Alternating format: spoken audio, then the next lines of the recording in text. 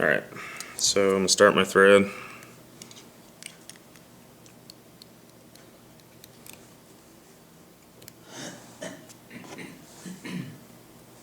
And I'm going to tie in the same kind of shuck. You could split tails, you could stack tails, you can make it a shuck. You know, to each their own. And I'll leave this one a little bit longer, something like that. Okay.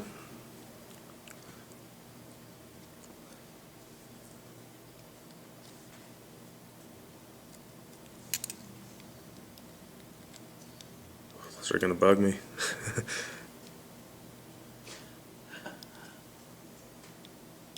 There we go.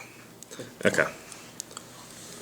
Now, stack my hair, and I like to use this a little finer. It's a Comparadun specific hair. It's a little longer and a lot finer.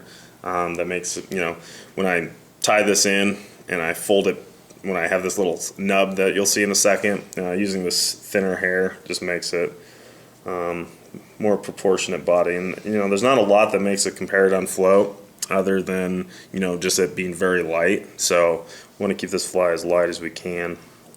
So we don't want to have a bunch of thread build up to make it heavier.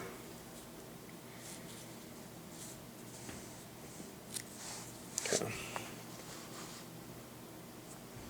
So when I cut deer hair, I just kind of gotta fluff everything out of there.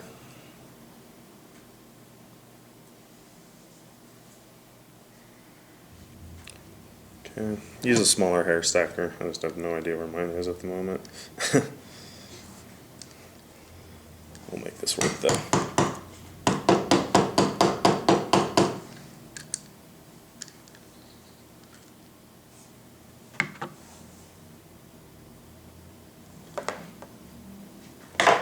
Oop. Hair stacker down. Don't worry about it. That's where the other one is. Yeah.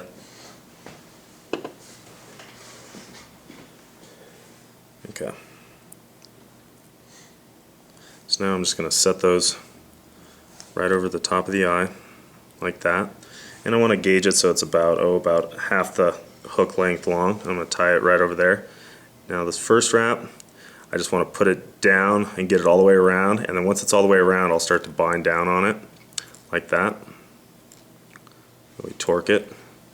Okay. Now at this point, I just pull everything up, get down in here,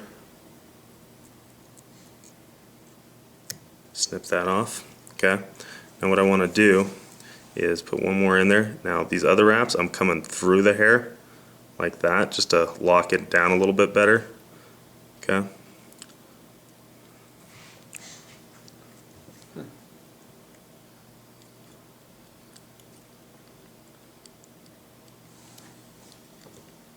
Come back to the bend. And let's try this. I tie a purple Comparadun. You can use purple UV. I'm going to use black since I kind of already decided to make this one black.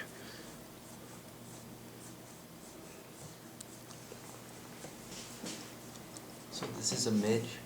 Could be, it's kind of midgy.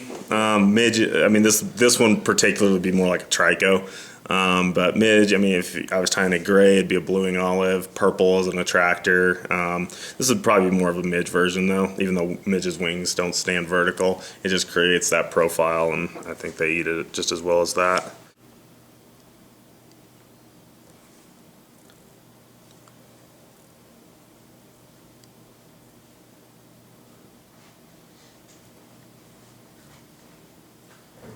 Okay, now at this point, what I'm going to do is I'm just going to grab all that hair, and I'm just going to pull it forward like that, and I just want to put a thread reservoir down just right up against the base of where that meets, and just kind of straighten it out.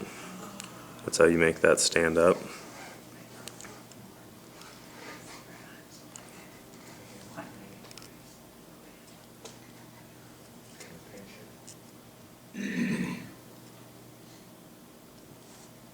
Okay, now I'll just take a very tiny pinch of dubbing.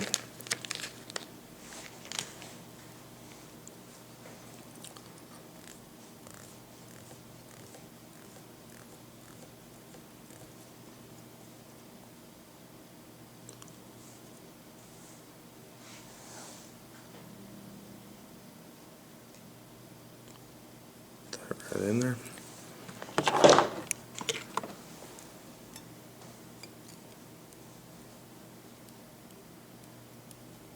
Whip finish. Wow, that's nice. Mm-hmm. That is really nice. Yep. That is a, and you see that underneath profile. Okay. Midge. Little lady. Yep. Will they be So- looking at that wing, or will they just see the Nah, they see the body? kind of the silhouette of it. The silhouette. The wing, I mean, it's just, that's the Comparadun style fly. Mhm. Okay. Now, that, And small, do you wanna go on that, as small as you can tie it? yeah, as small as you can tie it, and then you do split tails, you can do a shucking tail, however you want to do it. But the shucking tail really gives it that midge look. Mm-hmm, definitely. So, Now that's the shucking tail there. Yeah. mm-hmm. The paintbrush tail gives it a mayfly look. Yeah, exactly.